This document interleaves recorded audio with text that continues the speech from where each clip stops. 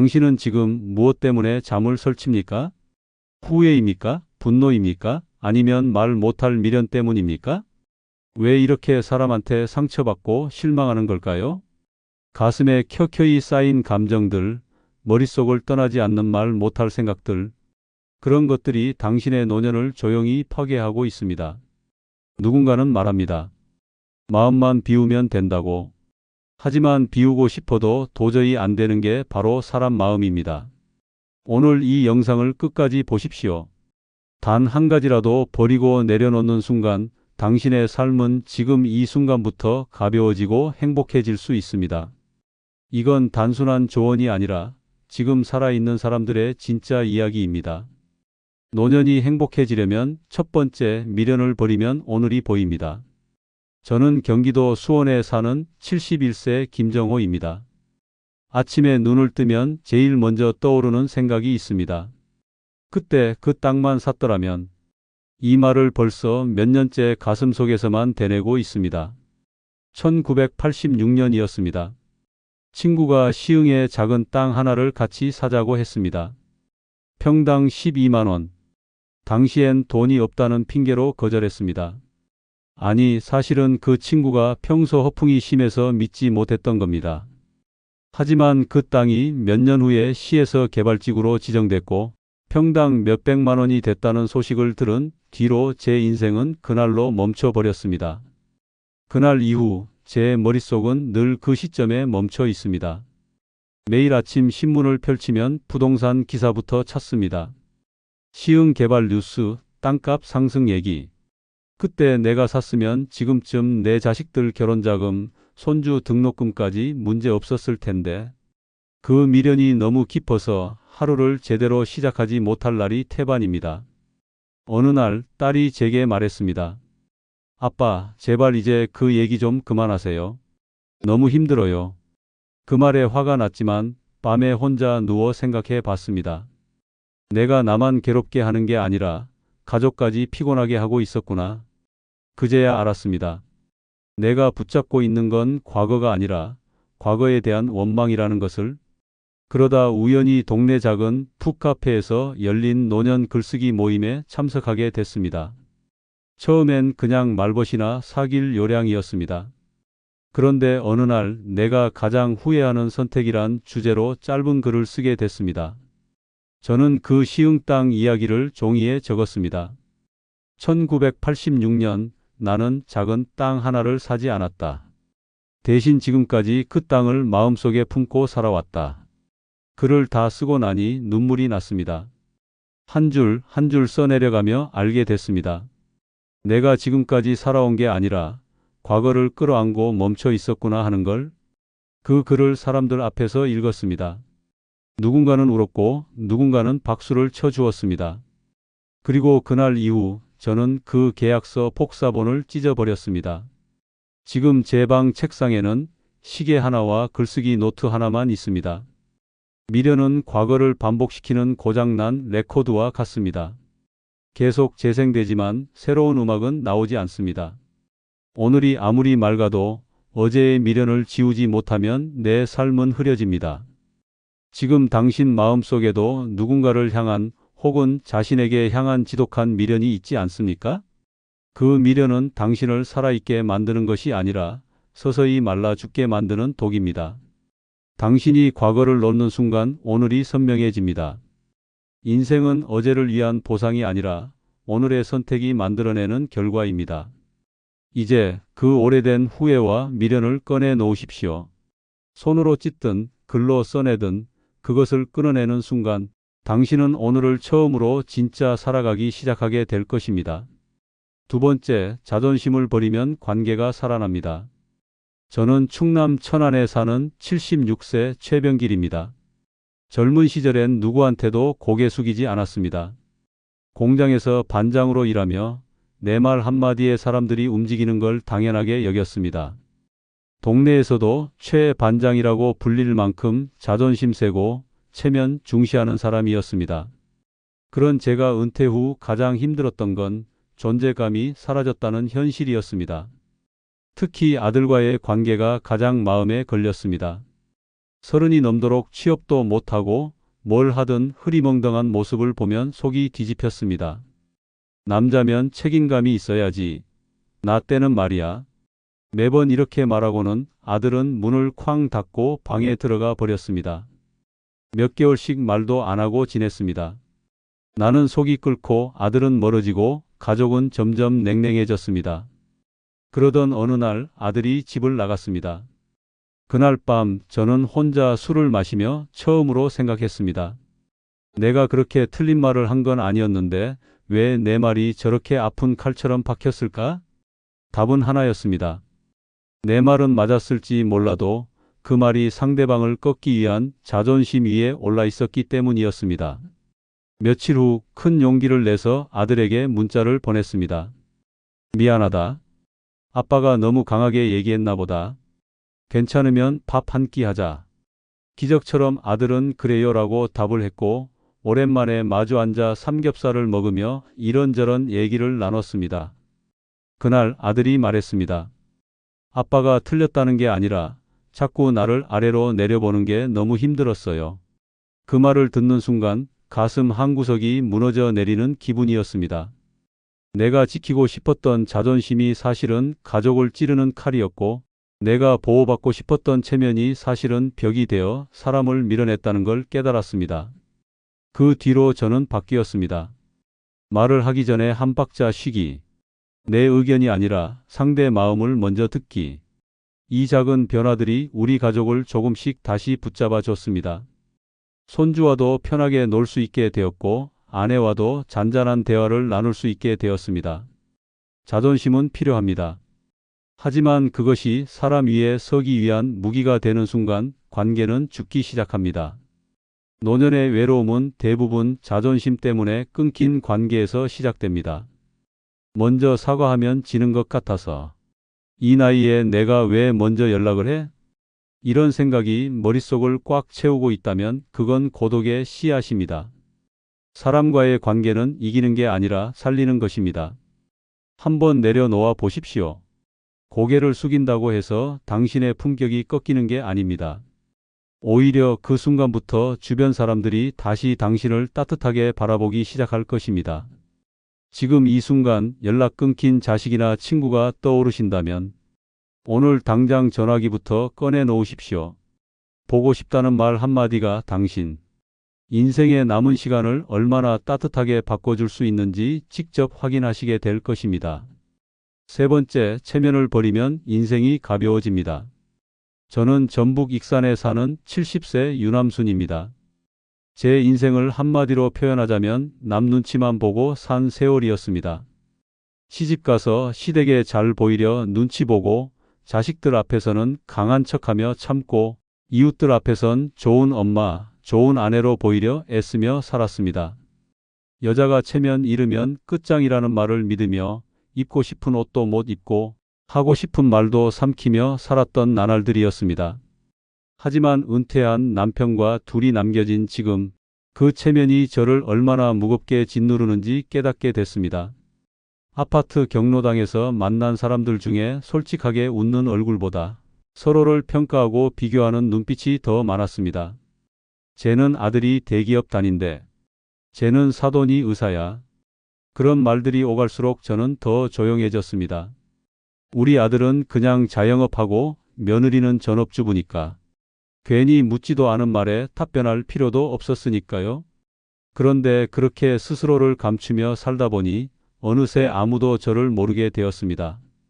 이름은 있어도 존재감이 없는 사람이 되어가고 있었습니다. 속으로는 외롭고 서럽고 화도 나는데 체면이 무너질까봐. 괜찮아요. 다 좋아요라는 말만 입에 붙어 있었습니다. 그러던 어느 날 동네 공원에서 우연히 만난 분이 있었습니다. 수건을 머리에 둘러쓰고 운동복에 고무장화를 신은 70대 여성. 처음 봤을 땐 좀 촌스럽다 생각했지만 그분은 너무도 당당하게 웃으며 말했습니다. 에이, 나이 들어서 옷 따지면 뭐예요. 그냥 편하고 좋으면 되는 거지. 그 모습이 얼마나 부러운지 몰랐습니다. 저도 모르게 따라 웃었습니다. 그리고 그날 제 옷장에서 15년 묵은 한복을 꺼내 봉투에 담았습니다. 체면 때문에 버리지도 못하고 쌓아두었던 물건들, 겉보기 좋아 보이려 애써 꾸며왔던 가식들을 하나씩 정리하기 시작했습니다. 며칠 후 저는 시장표 바지 하나에 면 티셔츠를 입고 문화센터 수업에 처음 참석했습니다. 그날 제 마음은 그 어느 때보다 가벼웠습니다. 누구와 비교하지 않아도 좋았고 누구 앞에서 꾸미지 않아도 좋았습니다. 체면은 결국 남이 나를 어떻게 볼까라는 두려움에서 생깁니다.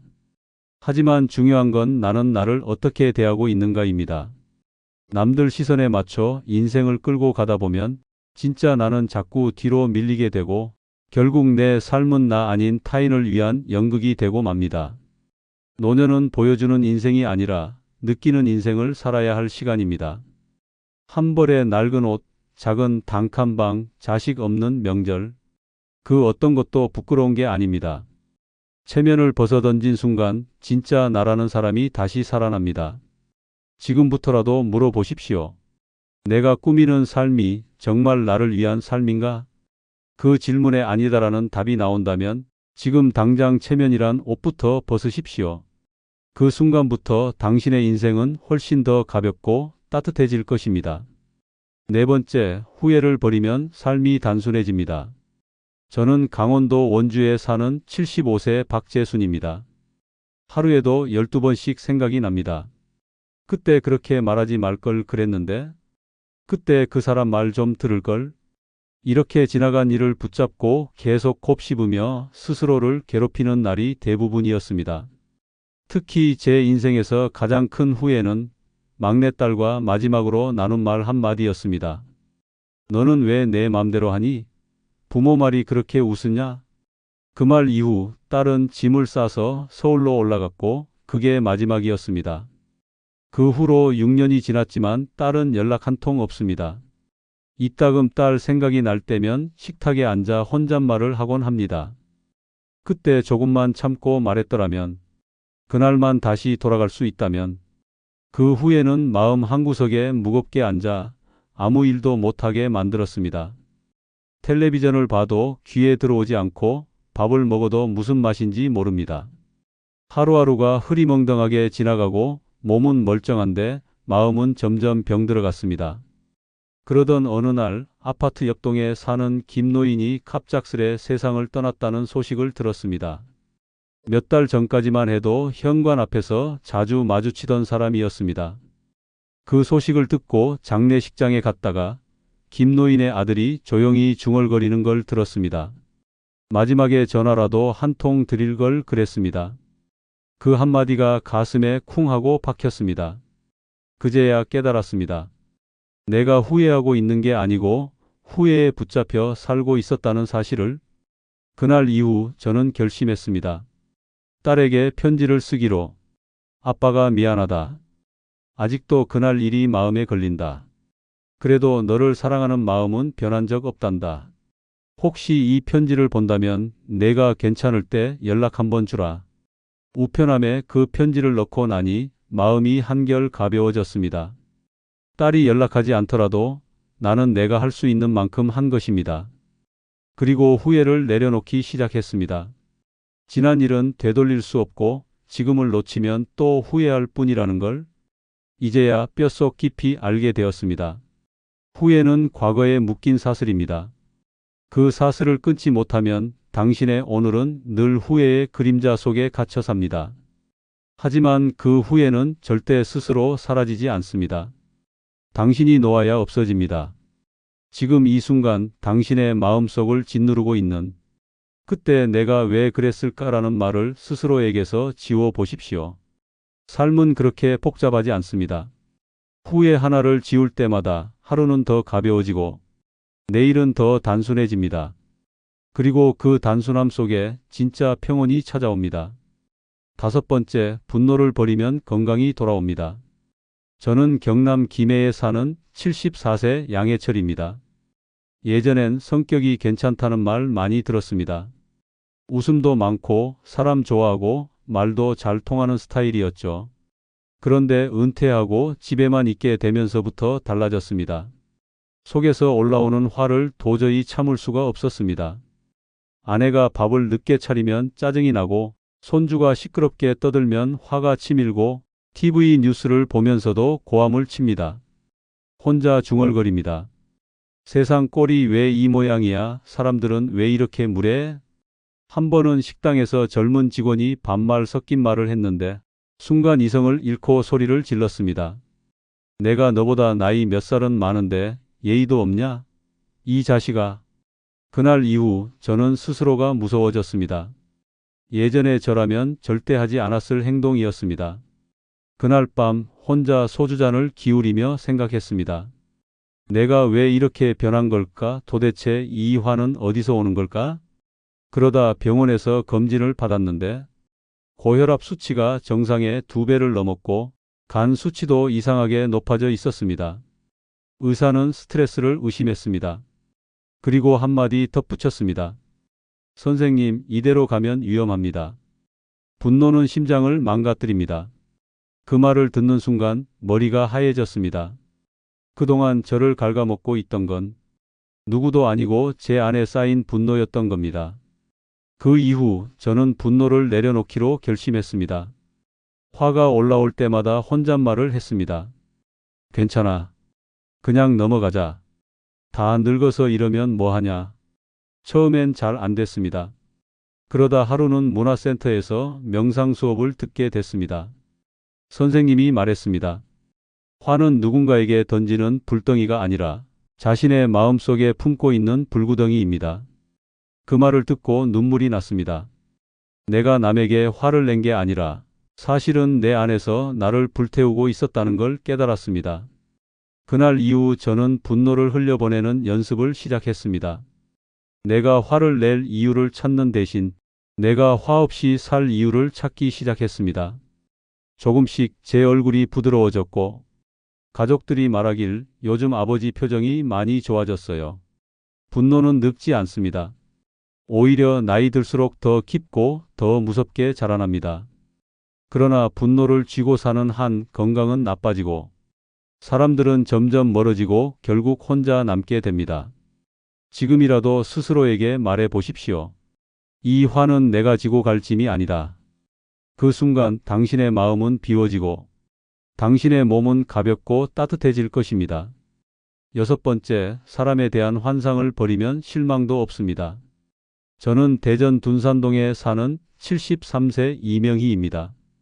젊었을 땐 사람을 너무 믿었고 나이 들어선 사람에게 너무 기대했습니다. 내가 이만큼 잘해주면 상대도 당연히 나를 챙겨줄 거라고 생각했죠. 그런데 그게 아니었습니다. 남편도 자식도 친구도 내가 기대한 만큼 돌아오는 사람은 아무도 없었습니다. 특히 친구로 지내던 윤 여사. 같이 시장도 다니고 김장도 나눠 먹고 병원에도 함께 다녔습니다. 정말 친자매처럼 지냈다고 믿었습니다. 그런데 어느 날 제가 건강검진 결과가 좋지 않아 입원했을 때 전화 한 통 없었습니다. 퇴원 후 왜 안 왔냐고 조심스럽게 물으니 그 사람 말 아유 나도 바빴어. 그런 걸로 삐지긴. 그 말을 듣는 순간 가슴이 철렁 내려앉았습니다. 내가 이 사람을 너무 믿었구나. 내가 착각한 거였구나. 그때부터 사람에 대한 믿음 자체가 흔들리기 시작했습니다. 아들도 딸도 남편도 누구도 나를 알아주지 않는다는 씁쓸한 체념이 가슴을 파고들었습니다. 그렇다고 관계를 끊을 수도 없고 그래서 더 고통스러웠습니다. 그 무렵 구청 문화강좌에서 심리상담 특강을 들었습니다. 강사님이 이렇게 말했습니다. 사람을 믿는 게 나쁜 게 아닙니다. 다만 사람에게 환상을 갖는 순간부터 실망이 시작됩니다. 사람은 원래 다 자기 생각대로 움직입니다. 그 말이 머릿속을 맴돌았습니다. 그래, 내가 만든 기대가 문제였던 거지. 그 사람들은 처음부터 변한 게 아니라 내가 만든 그림 속에서만 달라졌던 거야. 그날 이후 저는 기대를 조금씩 내려놓기 시작했습니다. 남편이 나를 이해해 주길 바라는 마음, 자식이 먼저 전화해 주길 바라는 마음, 친구가 먼저 챙겨 주길 바라는 마음을 하나씩 덜어냈습니다. 그랬더니 신기하게도 마음이 편해졌습니다. 누군가 안 챙겨줘도 화가 나지 않았고 누가 내 기대를 어겨도 실망하지 않았습니다. 오히려 작은 관심에도 고마움을 느끼게 됐습니다. 아, 이 사람도 나름대로 최선을 다하고 있구나. 이렇게 생각하니 관계가 다시 살아났습니다. 사람은 사랑받을 수 있지만 완전히 믿어선 안 되는 존재입니다. 기대하지 않으면 상처받지 않고 환상을 지우면 현실이 덜 아픕니다. 노년의 평온은 결국 내가 만든 기대를 덜어내는 데서 시작됩니다. 지금 누구에게 실망하고 계신가요? 그 사람이 변한 게 아니라 당신이 그 사람에게 너무 많은 걸 기대하고 있었던 건 아닐까요? 이제는 사람을 있는 그대로 보십시오. 그 순간부터 실망은 줄어들고 마음은 훨씬 가벼워질 것입니다. 남은 인생 사람 때문에 상처받을 이유는 없습니다. 사람은 챙겨야 할 대상이지 붙들 대상이 아닙니다. 죽을 때 가장 많이 하는 말이 뭔지 아십니까? 그때 왜 그걸 못 버렸을까입니다. 미련, 자존심, 체면, 후회, 분노, 사람에 대한 환상. 이 6가지는 조용히 당신의 노년을 갉아먹고 있습니다. 지금 이 순간이라도 하나씩 내려놓지 않으면 남은 인생도 과거의 그림자에 갇혀 썩어갑니다. 늦지 않았습니다. 지금 놓으십시오. 그 순간 진짜 인생이 시작됩니다.